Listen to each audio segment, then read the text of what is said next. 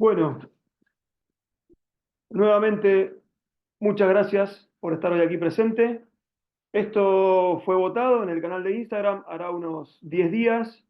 Ahí está el flyer a la izquierda. El 47% había votado de esta temática, así que bueno, vamos a arrancar con ello.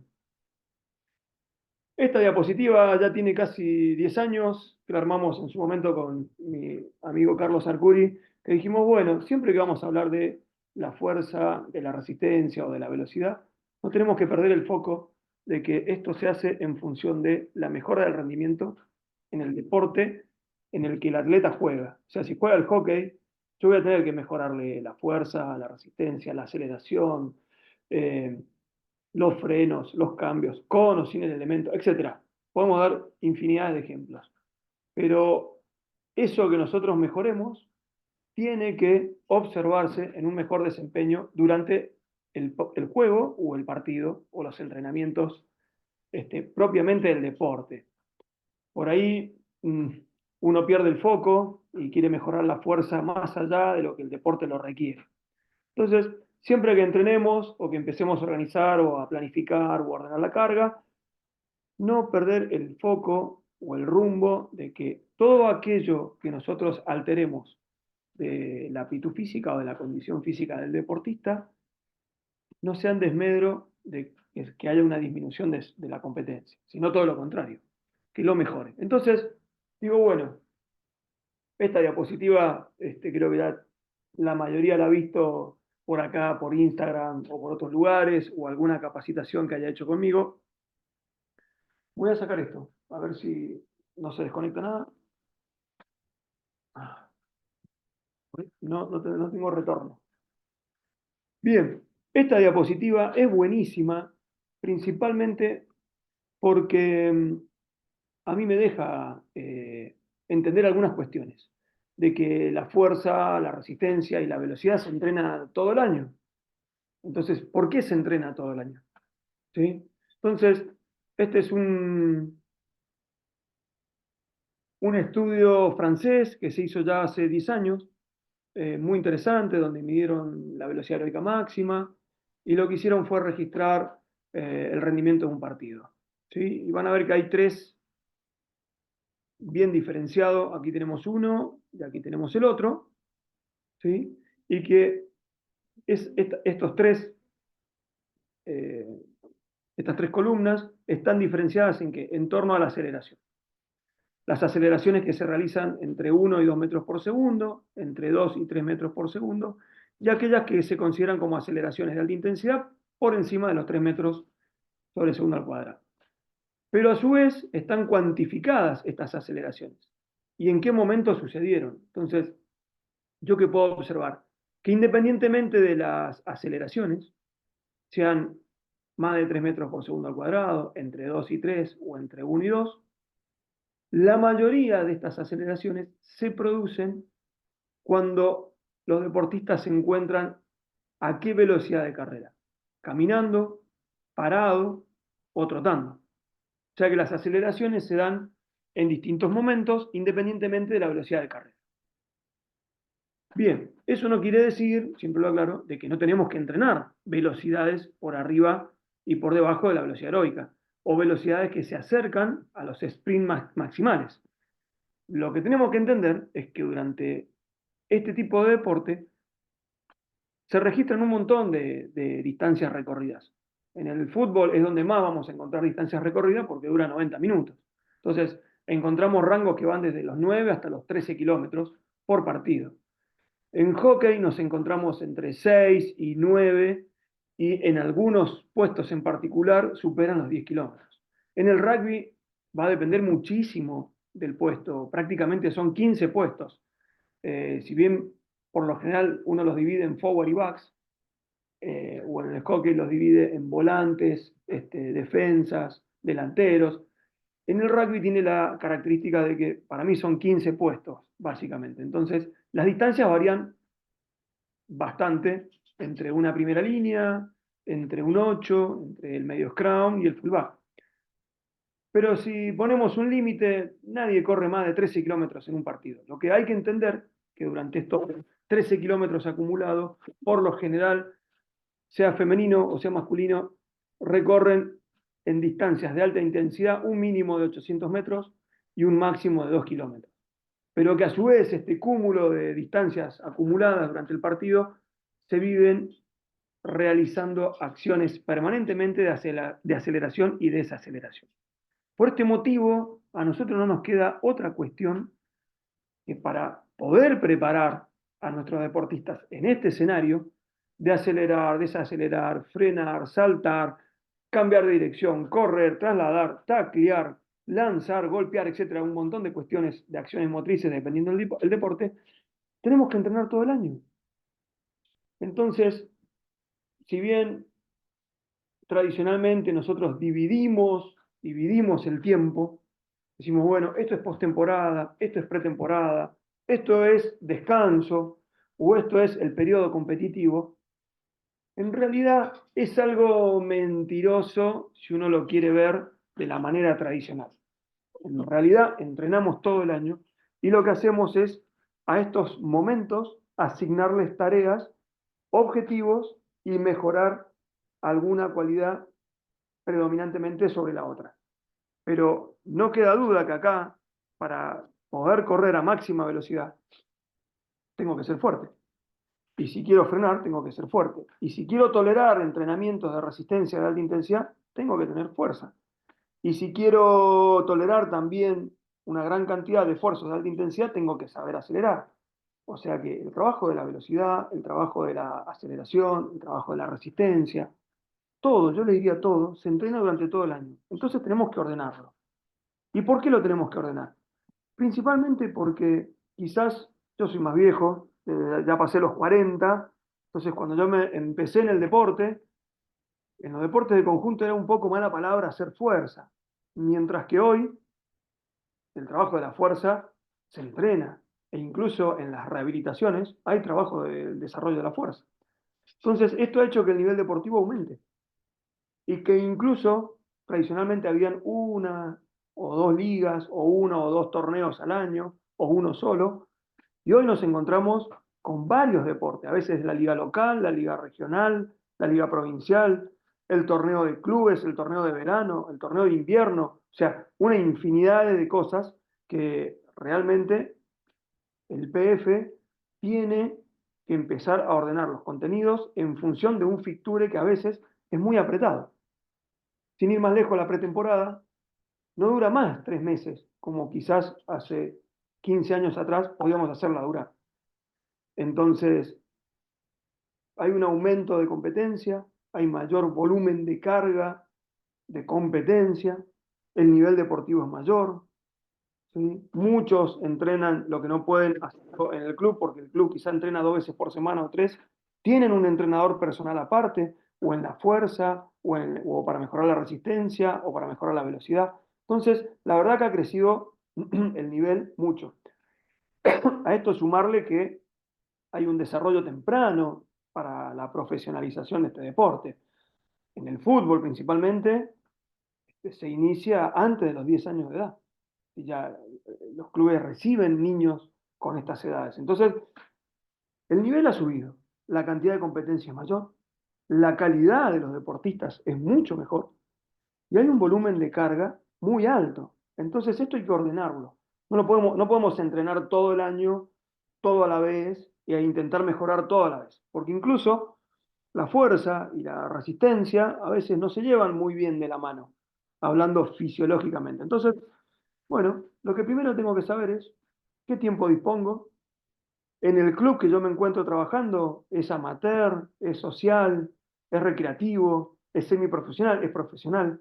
Bien, voy a tener que evaluar y analizar las necesidades que tienen mis atletas y qué va a requerir el deporte y en el nivel en el que se encuentra compitiendo, local, social, semiprofesional, lo que sea, ¿no?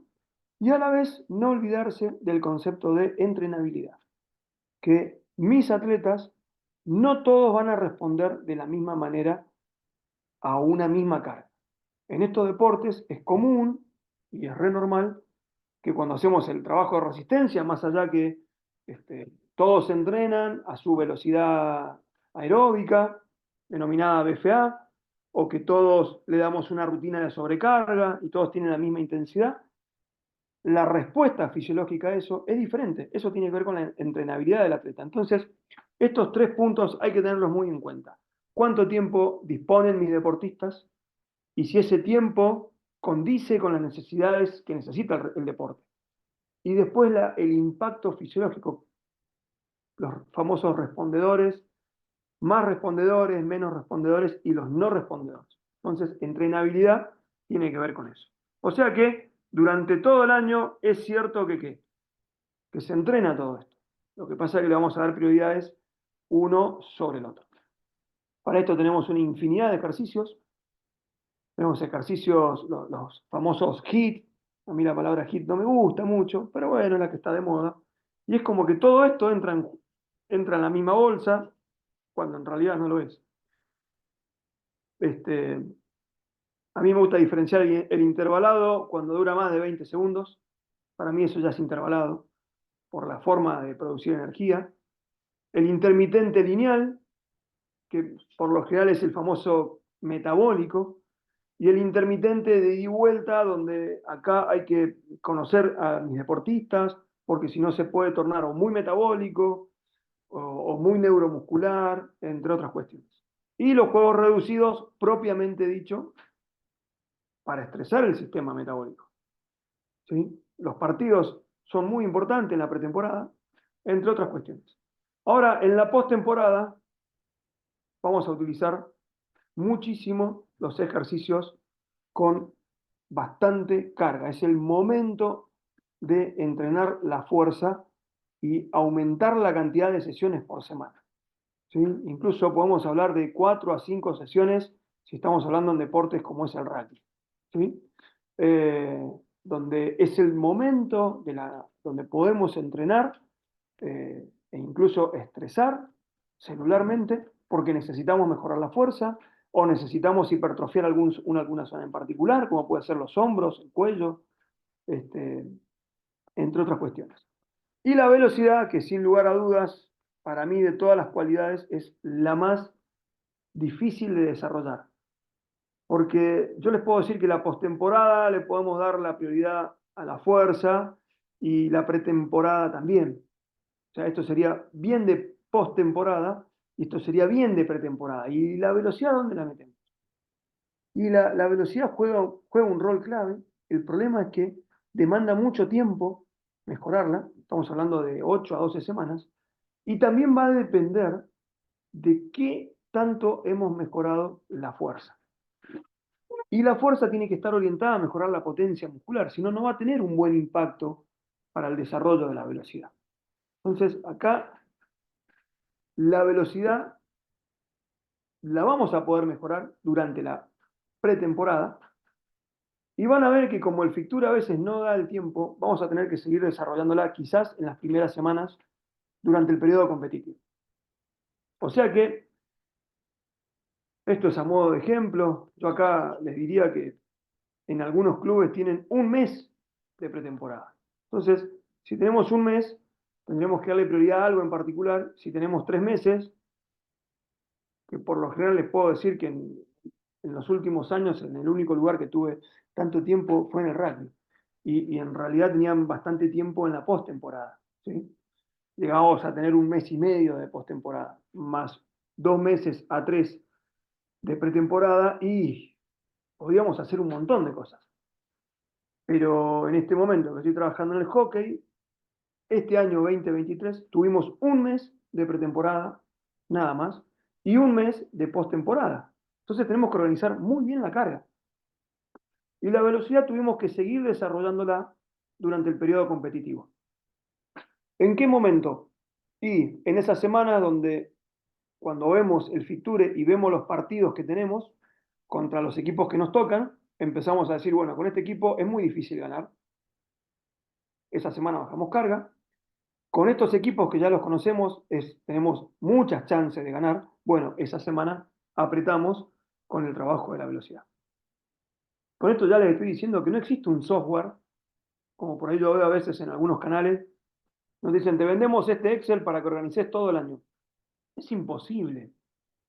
Primero que nada, por el concepto de entrenabilidad. Segundo, por los respondedores y los no respondedores. Tercero, por el tiempo. Yo les acabo de decir que para cualquiera de todas estas variables, para mejorar necesitamos 8 semanas, mínimo. Entonces, durante el periodo competitivo, a veces tenemos que ir haciendo una especie de parche de lo que nos haya quedado en la pretemporada y en la postemporada. ¿Y por qué sucede esto en los planteles superiores? Porque por lo general, en las categorías inferiores o juveniles o cadetes, dependiendo del deporte y el club y la provincia, a veces no tienen muy en claro qué es lo que hay que darle prioridad, desde lo técnico y desde lo físico. Es decir, bueno, en la M14, M15 y M16, ¿qué voy a mejorar en niveles de condición física en esta edad en particular? Para que después, cuando estén en el plantel superior, tengan más tiempo del desarrollo técnico, táctico, estratégico, correcciones de técnica, entre otras cuestiones. En realidad, a veces los PF tenemos que estar haciendo una especie de parches, aparte de todo esto que dije, del tiempo, porque a veces del plantel superior para abajo está un poco desordenada la cosa. Entonces, cuanto más desordenado está para abajo, más difícil es poder mejorar el plantel superior. Bien, ¿cómo ordenamos? Si seguimos con esta misma modalidad, pretemporada, temporada, postemporada y transición. Incluso a veces entre postemporada, entre la temporada y la postemporada, acá hay un bache de una semana o 15 días, que es donde por lo general los PF evalúan. Empiezan a entrenar en diciembre y suele haber otro bache acá de 15 días, pongámosle entre el 23 de diciembre y el 3 de enero, por las fiestas, ¿sí? Y eso es lo que sería la transición, ¿sí? Capaz que una semanita acá y 15 a 20 días de vacaciones aquí. Entonces, a veces la postemporada nos queda así, un poco partida. Bien, por lo general, cuando vemos el trabajo de la fuerza, nosotros necesitamos mejorar la fuerza teniendo siempre como foco o como rumbo el desarrollo de la potencia muscular. Por lo tanto, si bien en todo el año trabajamos con todos estos ejercicios, ya voy a ampliar este tema, los derivados del levantamiento de pesas son los que más nos gustan porque es como la fibra tipo 2A. Se lleva muy bien con estos ejercicios y también con estos. ¿Sí? Podemos trabajar la velocidad del ejercicio y generar una gran cantidad de fuerza. Aunque a veces cuando comparamos en kilos no es lo mismo. Pero cuando uno analiza la fuerza en newton, yo puedo hacer en un ejercicio que sea muy dinámico, producir la misma cantidad de fuerza en newtons, pero al doble de velocidad. Por eso nos gustan los derivados. Esto obviamente está muy anclado en la propuesta de grandes entrenadores como hemos tenido acá en Argentina, como puede ser Horacio Anselmi, Darío Capa, entre otros entrenadores, ¿no? Bien, durante la pretemporada, ¿qué vamos a tener que darle prioridad? Si continuamos con los ejercicios de fuerza. Muchísimo el tema de saltabilidad y multisaltos. A mí a veces, por una cuestión de formación, no me gusta llamarle pliometría a todo, ¿sí? Aunque hay algunas escuelas que denominan pliometría los skipping, los multisaltos, las escaleras. Bien, para mí los explosivos son esos ejercicios donde hay vallas, ¿sí? Y donde la actividad electromiográfica de los gemelos es bastante alta, cosa que a veces no lo veo en unas escaleritas o en unas tortuguitas o trabajos de skipping. No digo que no se hagan. Para nosotros el desarrollo de la potencia con los ejercicios explosivos son con vallas, ¿sí? Y por lo general, ¿qué usamos? La altura de la balacop. De ahí jugamos para arriba y para abajo. No quiere decir que no hacemos todo lo otro, pero por lo general acumulamos entre 100 y 150 saltos por sesiones con vallas, altura balacó. Pero no dejamos de entrenar los derivados y los ejercicios que se adaptan a la ley de Hill. Si hay alguien que por ahí no los conoce, les recomiendo los libros de Darío o el libro de Horacio, ¿sí? este, que ordenan un poco los contenidos de la fuerza. Bien, postemporada. Postemporada. Esto es pretemporada, pretemporada, lo resalto de vuelta, periodo competitivo y postemporada. En la postemporada, como no hay partido, no hay entrenamiento aeróbico del PF, no hay trabajo de velocidad, seguimos trabajando con todos los ejercicios, pero sí le damos prioridad a los ejercicios que se adaptan a la ley de Hill. ¿Cuáles son? Aquellos como la sentadilla, el peso muerto, el fuerza en banco, las tracciones de remo o dominadas, donde a veces generan un daño muscular importante, pero que los necesitamos para mejorar la fuerza. Entonces, no hay problema si queda alguna secuela 1 o 2 días, porque no estamos haciendo nada de esto de la pretemporada o el periodo competitivo como es el partido de la liga. Pasando en limpio entonces, si empiezo por postemporada, el desarrollo de la fuerza le damos bastante prioridad a los ejercicios de cadena cerrada, como son las sentadillas, etc. Pretemporada, para el trabajo de la fuerza, los derivados del levantamiento de pesas. Y durante el periodo competitivo intentamos mantenerlo logrado sin dejar de utilizar los DRP, los ejercicios de Hill, pero le damos mucha importancia al mantenimiento de los ejercicios explosivos. Después les voy a mostrar rutinas en estos periodos. Resistencia aeróbica, miren, postemporada, siempre le decimos a los jugadores, no hagan nada, salvo que quieran hacer algo recreativo. Les gusta, hay jugadoras y jugadores que les gusta nadar, porque cuando eran chicos iban a natación. Bueno, anda a nadar. Hay gente que le gusta salir a andar en bici, hacer trekking, andar en roller, hacer senderismo, hacer caminatas en la noche porque se sienten felices. O hay jugadoras y jugadores que dicen, mira, Gastón, ¿sabes qué? No quiero sufrir tanto en la pretemporada, entonces armame algo de 2 estímulos o de un estímulo semanal, mientras saben que la postemporada hay que ir al gimnasio. Entonces se le arma algo en la bicicleta de spinning o en la cinta o algo por el estilo. Pero por lo general no recomendamos hacer nada de carga aeróbica. Ya después va a tener toda la pretemporada más todo el periodo competitivo. No hacemos nada aeróbicamente. En quienes sí, por ahí lo hacemos. Algunos que venían de una lesión o por X motivo no estuvieron, se ausentaron durante el periodo competitivo y se aparecieron el último mes. Entonces, claro, no hicieron toda la pretemporada ni el periodo competitivo. Bueno, quizás a ellos sí les damos un anexo. Pero hay que entender que el desarrollo de la fuerza, las mejoras, en cuanto cruzamos los entrenamientos, el desarrollo de la fuerza y el desarrollo de la resistencia, los porcentajes de mejora de la fuerza no son lo mismo si tengo anulado la resistencia. Entonces, en el periodo pretemporada, sí empezamos a trabajar los ejercicios de intervalos cortos, Hill lineal, entre otros. Durante el periodo competitivo es otro tema, ¿no? Acá se juega, la carga del 100% se la lleva el partido y podemos llegar a jugar con estas dos cuestiones si tengo fecha libre o si el rival que tengo lo conozco y tenemos casi un 100% de probabilidad de ganarle. Bueno, esa semana por lo general podemos apretar la carga. El problema lo tenemos con el desarrollo de yo le digo la velocidad y la agilidad, pero esto implica también la aceleración, los trabajos curvos, entre otras cuestiones. Bien, en la postemporada no hacemos nada. ¿Por qué? Porque, como vimos recién acá, le estamos dando alta prioridad a los ejercicios que se adaptan a la ley de Hill.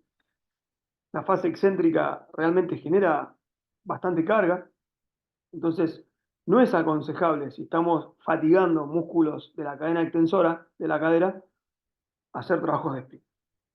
Entonces, este mes o mes y medio que no hagamos trabajos de sprint, no va a pasar nada. Sí, durante la pretemporada, lo que vamos a tener que empezar es de menor a mayor. Empezamos con los sprint cortos, de no más de 10 metros, 15, o hay algunas propuestas que por lo general se dividen día 1 sprint corto, día 2 sprint largos o lanzados. Y en la medida que me voy acercando al periodo competitivo, es cuando yo voy complicando, ¿qué cosa? Los cambios de dirección, los trabajos de ida y vuelta, con o sin el elemento. ¿Sí? Pero este es uno de los más complicados. Incluso, si logro obtener mejoras, no es difícil mantenerlo durante el periodo competitivo. El problema es si yo no llego a mejorarlo durante el periodo de pretemporada. Entonces aquí sí voy a tener que ver en qué momento mantener y en esa semana donde tengo fecha libre o esa semana donde el rival probablemente es ganable, vuelvo a apretar, ¿sí? Y esto lo hemos hecho y nos da bastante beneficio, ¿sí? Bastantes resultados positivos. Bien, esta diapositiva la guardé porque después me iba a acordar. Bueno, si bien este webinar es totalmente gratuito, están invitados, ¿sí? Aquellos que quieran hacer una donación por Mercado Pago o por PayPal, va a ser bienvenida, ¿sí? No es obligatorio, no se sientan ningún compromiso de por medio, si no se sientan presionados. Yo los he invitado, es totalmente gratis, pero si ustedes creen que lo que hoy están viendo les ha servido o quieren colaborar para que nosotros sigamos haciendo este tipo de eventos, ahí dejo mi alias en Mercado Pago, es alma.fuerte.gastón. Este, y si no, para la gente extranjero, que realmente me dio una sorpresa muy grande. Hay muchísimos extranjeros, lo cual se los agradezco. Ahí está mi cuenta de PayPal. Miren, lo que quieran donar, 100 pesos, 200 pesos, 1000 pesos, lo que quieran. Y si no pueden, esto es una invitación de parte mía. No se hagan ningún problema. Bien, entonces, ¿qué estamos viendo hasta aquí? Planificar. Lo que hicimos fue organizar teóricamente cómo divido la pretemporada, la postemporada y sus amigas como la temporada y el famoso periodo de transición. Eso es planificar. Es totalmente teórico, gente. Es teórico. Después en el día a día, yo no tengo, a ver, ya en el deporte llevo casi 20 años, no hay una sola pretemporada ni una sola postemporada que lo que haya hecho en el papel y en el Excel, no hay ni una semana que haya sido tal cual la diseñamos. Recuerden esto de los respondedores y los no respondedores.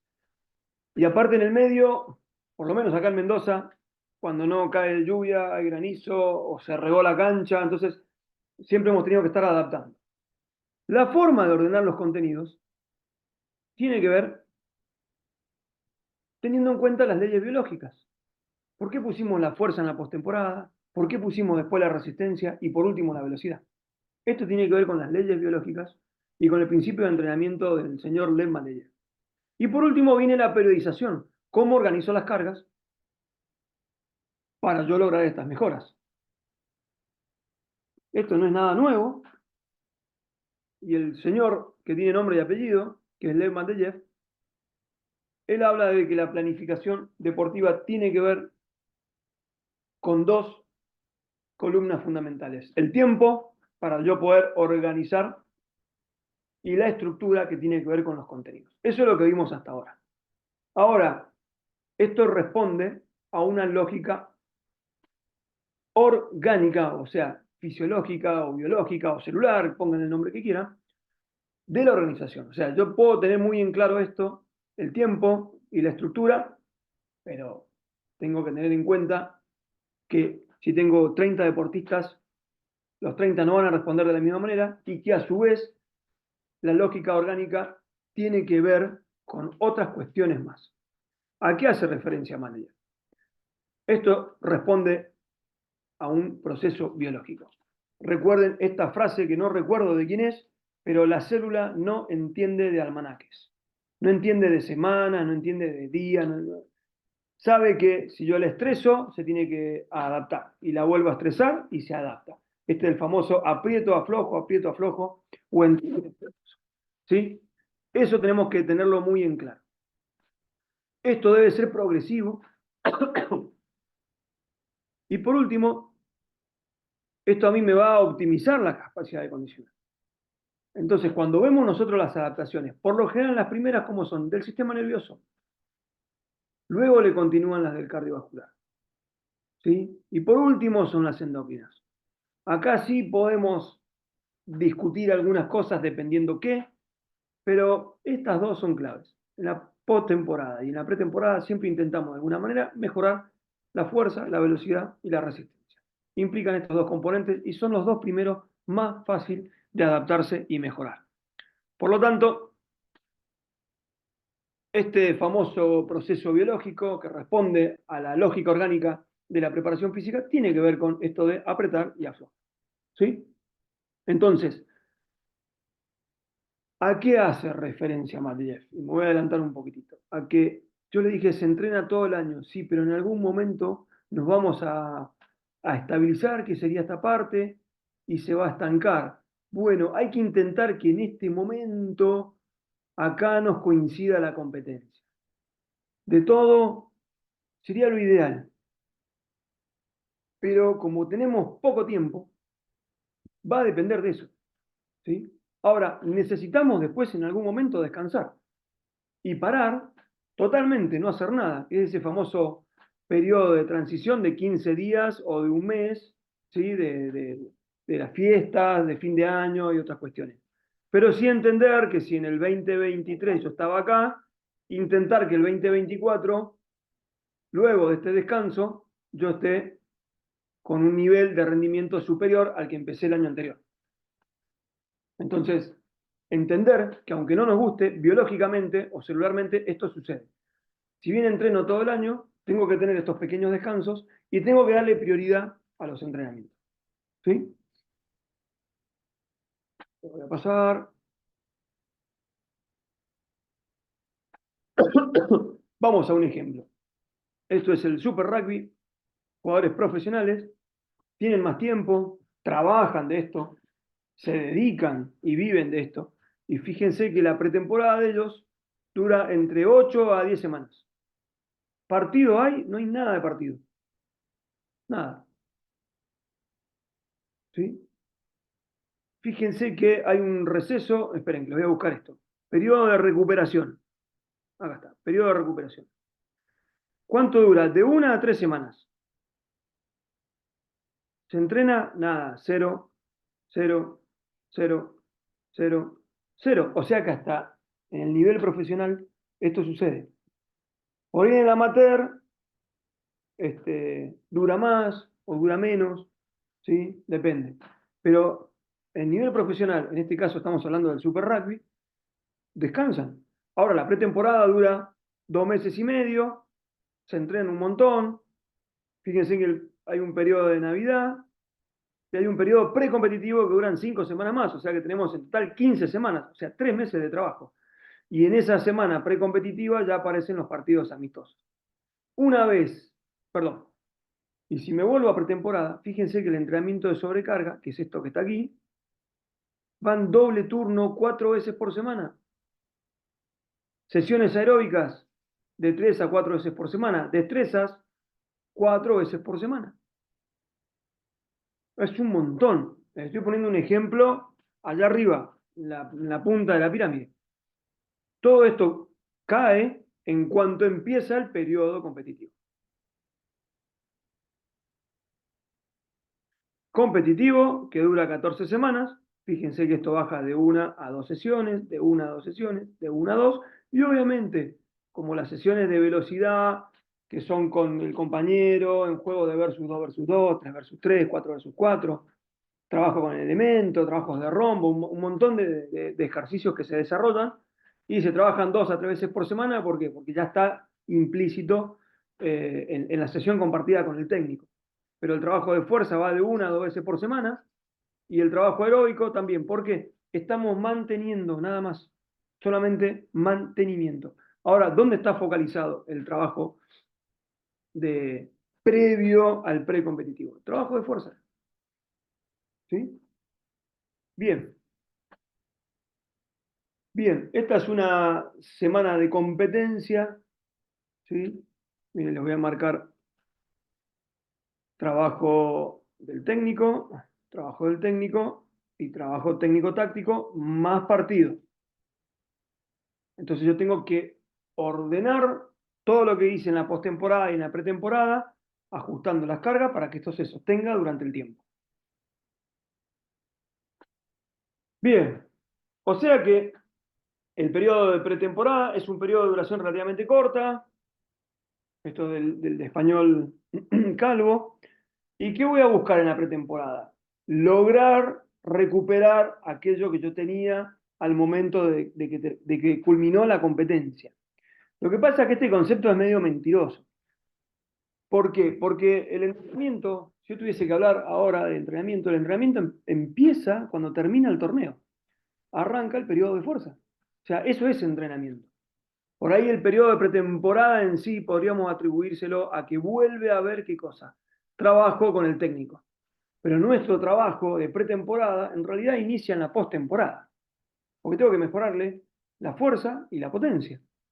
Entonces, yo le diría que el término del concepto de pretemporada, temporada, postemporada, competitivo, etcétera, tiene que ver a veces más con el fixture y con el trabajo del técnico. El nuestro empieza en la postemporada. O sea que para mí la pretemporada arranca cuando termina el torneo. Bien, obviamente esto va a depender de cuántas veces entrenemos por semana. Si tengo un mes, no es lo mismo entrenar 2 veces por semana que 4 veces por semana, duplicamos el trabajo y esto se traduce a la cantidad de meses para abajo. Justamente por eso es tan importante, y esto lo charlo con un montón de compañeros y colegas, que en las categorías de cadetes y juveniles, si yo quiero esto tenerlo ordenado, es una sumativa de un montón de entrenamiento acumulado de la postemporada y de la pretemporada, de cuando acá tenían 12 o 13 años a cuando llegan a tener 19 años. Esa es la construcción a largo plazo del deportista. Eso es un proceso. No si salió campeón todos los años, ni me interesa. ¿Sí? Eso se logra haciéndolo así. Si no, lo que va a pasar es que en la pretemporada no voy a poder resolver todo. Doy un ejemplo así muy burdo que me pasó, es real. Muchos chicos de la M18 y M19, cuando subieron por primera vez al plantel superior, me dijeron, profe, estas vacaciones tengo que aumentar 15 kilos de músculo. Sí, le digo yo. Ah, volví a nacer. Es imposible. Eso lo tendríamos que haber resuelto a partir de que tuviste el despegue hormonal a los 15 años, 14, 15 años. En esta pretemporada, con suerte, vamos a aumentar 4 kilos y no sé, no es muy complicado. Porque aparte ese aumento de la hipertrofia muscular, ¿en qué tipo de fibra es y con qué ejercicios? Porque a mí me interesa que seas muy rápido, que vayas ganando masa muscular, pero que me hagas menos de 2 segundos en los 10 metros. Si no, no me conviene.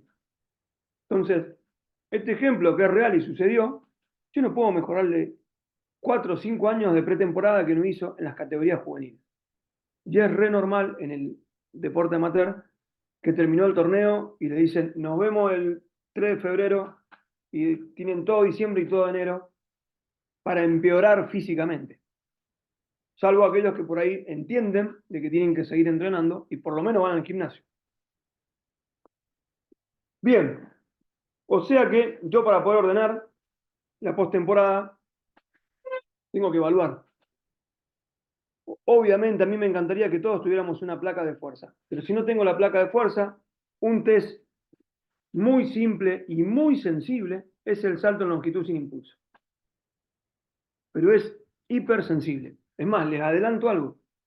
Nosotros estamos juntando una gran cantidad de información entre Handgrip, el oficial, el TKK, el japonés, salto en longitud, salto a Balakov, y estamos usando de WinLaborat el encoder horizontal.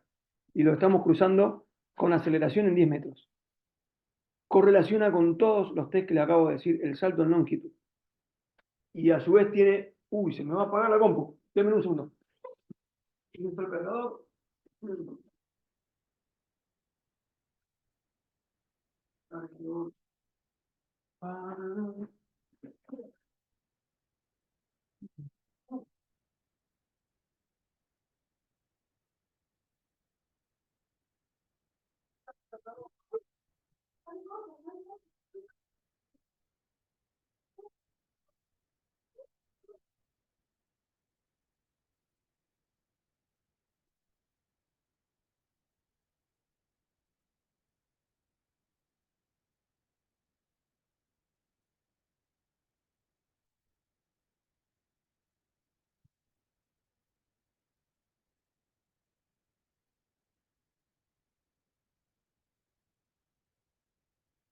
Detalle, detalle.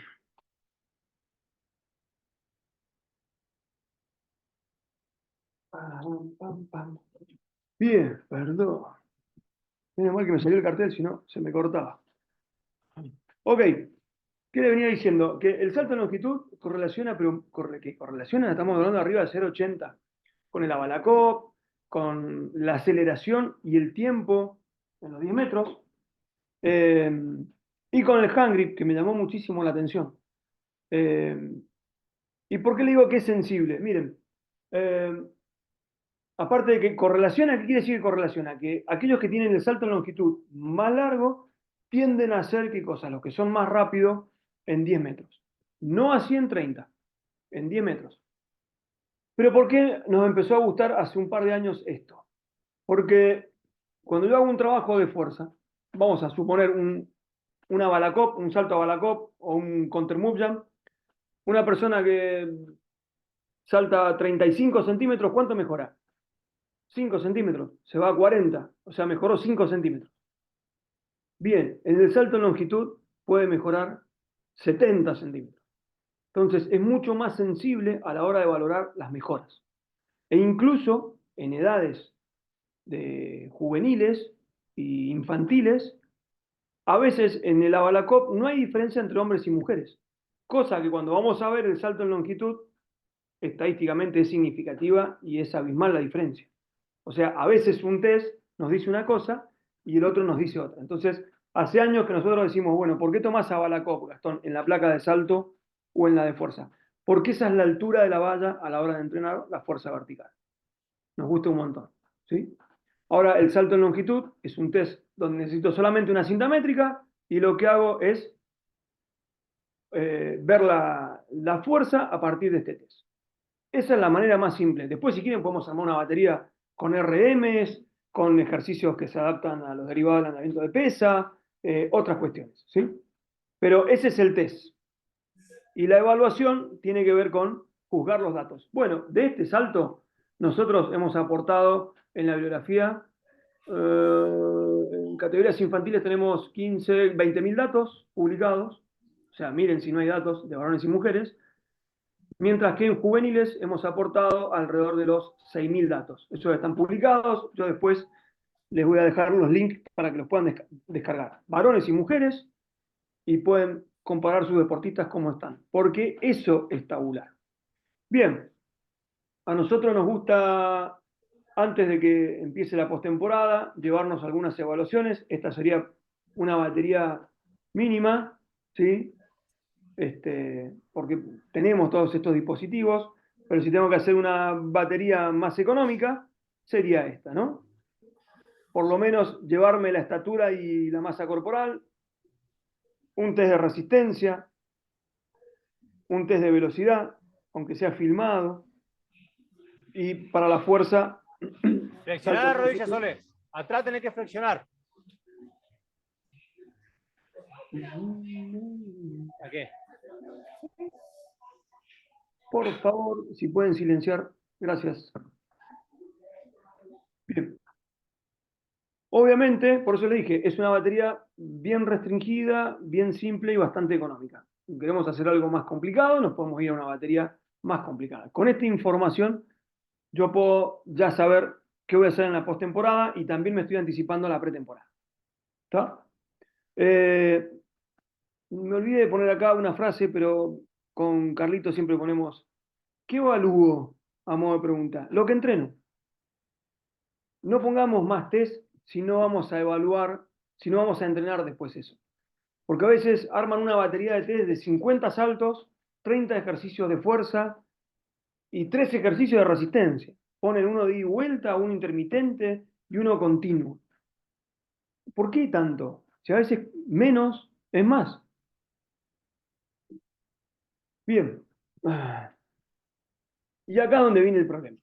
Nosotros sabemos desde la práctica, desde los libros de fisiología y de los diferentes trabajos de investigación, que las mejoras de cada una de ellas de manera individual necesitan entre 8 y 12 semanas para mejorar. ¿Pero de qué manera? Aisladas. Y si yo quiero mejorar la fuerza, pero en 3 meses mejoro la fuerza muchísimo. Si quiero mejorar la potencia muscular, en 8 semanas ya tengo mejoras significativas. La resistencia aeróbica también, entre 8 y 12 semanas. Es más, les digo, en 4 semanas podemos mejorar un montón la resistencia aeróbica. Ahora, ¿qué pasa cuando yo tengo que mejorar todo esto junto? Hay algunas de estas variables que ni se mueven. No hay mejoras. Entonces depende mucho de cómo ordene el contenido. Por ese motivo, cuando empezamos, yo les dije, bueno, si yo tengo 3 meses que la postemporada llegaría hasta aquí aproximadamente, ¿sí? Acá tengo un mes y acá tengo 2 meses, y yo puedo dividir mis contenidos y ordenarlos de otra manera. Ahora, si tengo entre 1 y 2 meses, bueno, gente, entre nada, no hacer nada y hacer algo, yo prefiero de alguna manera ordenar los 3 contenidos en el mes, mes y medio o 2 meses. Haré 2 semanas, le daré prioridad a la fuerza, las otras 2 semanas a la resistencia y las últimas 2 semanas a la velocidad, sin ir dejando de lado lo anterior. Porque como ya no tengo todo este tiempo, tengo que trabajarlo igual. Entonces, bueno, le daré prioridades. Y si no, si estoy muy apretado, le doy solamente prioridad a una sola. Porque si tengo muy poco tiempo, tendré que darle prioridad a una y ver el impacto que tiene sobre las otras. Bien, vamos con algunos tips. Obviamente el objetivo de la fuerza siempre es prevenir lesiones, es la primera. Siempre. Yo toco madera porque he terminado el año por primera vez sin lesiones. Nadie terminó lesionado. Y eso tiene que ver mucho con el trabajo de la fuerza. Y también eh, que los jugadores, en mi caso que son jugadoras, le han dado mucha importancia a que cada vez que aparece una molestia, van al kinesiólogo. Hay que ir. El cuerpo nos está diciendo que tenemos una molestia. Entonces hay que ver por qué. Mejorar la fuerza máxima, pero mejorar la fuerza máxima principalmente en los ejercicios, los derivados del entrenamiento de pesa. Esto hace una mejora del equilibrio, los pone más tolerantes a la fatiga. La zona media es clave, es clave. Y también en estos deportes, que sabemos que cuando un pie está haciendo una cosa, el otro pie está haciendo otra, por lo tanto también hay que trabajar la fuerza con ejercicios unipodales, tanto en los brazos como en las piernas. ¿Sí? Zona media y trabajo unipodal.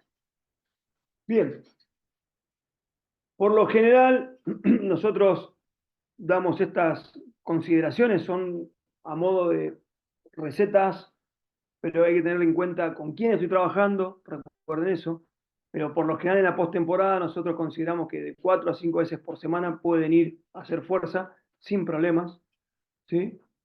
Y que durante el periodo de pretemporada hay que bajar la carga y durante el periodo competitivo, independientemente de cuál sea el deporte, van de 1 a 2 veces por semana. ¿Sí? Nos toca un rival complicado y vamos una vez esa semana. Una vez, para mantener, nada más. Si hicimos bien las cosas en la postemporada y en la pretemporada, no hacemos más que eso. Eso en el rugby. En el fútbol me encantaría de que en la postemporada fueran más de 2 a 3 veces por semana. ¿Sí? A mí me encantaría. Periodo competitivo, fíjense que prácticamente es igual. Y el periodo de pretemporada, tanto en el fútbol como en el rugby, el fútbol y en el hockey lo dejamos 2 veces por semana y lo mantenemos. No más de eso. ¿Cómo ordenamos la sesión? Siempre arrancamos por la zona media. Esto es marca registrada del señor Horacio Anselmi. Después vienen los ejercicios de derivado, luego los explosivos con vallas y por último los ejercicios pesados o lentos, ¿sí? Que por ahí esta forma de organizar la carga tiene que ver principalmente con la fatiga del sistema nervioso. Este es un ejemplo de una sesión, ¿sí? Siempre trabajamos en forma de circuitos, hasta 4 ejercicios en la zona media, acá he puesto 2 convencionales, pero después viene el derivado de levantamiento de pesa. Previo al salto con vallas siempre hacemos algo de skipping, de multisaltos, porque se sienten más cómodos a la hora de entrar con vallas. Las vallas las dividimos en 2, por lo general es 50 y 50%, o sea que si vamos a trabajar 100 saltos, 50 van de manera lateral, los otros 50 van de manera frontal. ¿Dónde hay videos de todo esto? Yo he dejado todos estos ejemplos, los he dejado en el canal de YouTube, incluso he armado un playlist, ejercicios de velocidad, ejercicios de resistencia y ejercicios de fuerza. Lo armé de esa manera por el hecho de que cuando los muestro acá por Zoom se ven horrible, lento, llega tarde la señal. Entonces dije, bueno, están ordenados en el canal de YouTube, que aprovecho de decir que si se suscriben es totalmente gratuito, se los voy a agradecer para seguir elaborando este tipo de contenidos. Y después vienen los ejercicios, ¿sí? Como los vine clasificando, ejercicios de empuje, de tracción, de rodilla dominante y de cadera dominante, que tiene que ver con los famosos engrama motores, ¿sí? Los dejamos para el final. ¿Está? Acá tenemos un ejemplo de cuando trabajamos a una pierna y los días que trabajamos a dos piernas. Lo mismo pasa con los ejercicios. Fíjense que los derivados los vamos siempre alterando, ¿sí? No les enseñamos uno solo, por lo general, yo lo que a veces visualizo en varios colegas es que por lo general siempre es fácil enseñarles la cargada de potencia. Mi sugerencia es que aprendan los tres ejercicios, porque les va a dar principalmente un descanso a la zona de la espalda baja, ¿sí? Y aparte porque el arranque es el ejercicio dinámico más veloz. Entonces, cuando yo quiero entrenar la potencia muscular, es un ejercicio donde no necesariamente tengo que poner tanta carga cuando los comparo con el segundo tiempo o la cargada. Bien, recuerden que siempre para el desarrollo de la fuerza trabajamos por arriba del 80%, perdón, por arriba del 80%, porque es la manera de asegurarme que recluto todo. ¿Cuáles? Todos los paquetes de fibra muscular. Por lo general nunca trabajamos por abajo del 80% de la carga. Bien, esto lo voy a saltear porque es muy largo y vamos con la pretemporada. En la pretemporada, esto ya lo vimos, ¿cuál es el objetivo de la pretemporada? O sea, hasta acá está más que claro que el trabajo de postemporada es el desarrollo de la fuerza y la potencia muscular. Antes de que lleguen los trabajos de resistencia. Aparecen los trabajos de resistencia, cae el volumen y la frecuencia semanal del trabajo de sobrecarga, pero la intensidad se mantiene. ¿Y qué pasa con la resistencia aeróbica? Evaluamos el día 1 e incluso el mismo día, si me da el tiempo, puedo entrenar.